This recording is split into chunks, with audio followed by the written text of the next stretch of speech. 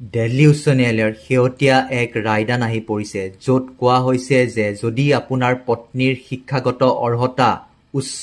আৰু লগতে তেওঁ যদি কোনো বেচৰকাৰী বা চৰকাৰী বিভাগত যদি তেওঁ কৰ্মৰত হৈ আছে,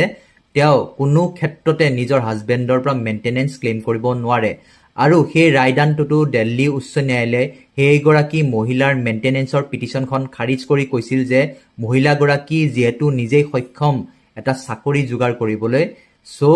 তেখেতে কোনো ক্ষেত্ৰতে নিজৰ হাজবেণ্ডৰ পৰা মেইনটেনেঞ্চ ক্লেইম কৰিব নোৱাৰে, কাৰণ মহিলাগৰাকী আছিল উচ্চ শিক্ষিতা, লগতে তেওঁৰ পূৰ্বতে বেচৰকাৰী বিভাগত কাম কৰাৰ যথেষ্ট অভিজ্ঞতা আছিল আৰু সেই কথাটো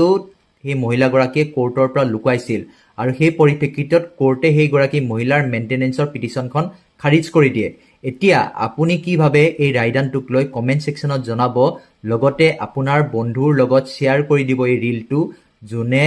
নিজৰ বিয়াৰ কাৰণে পাত্ৰী চাই আছে, আৰু লগতে তেখেতক ক'ব যে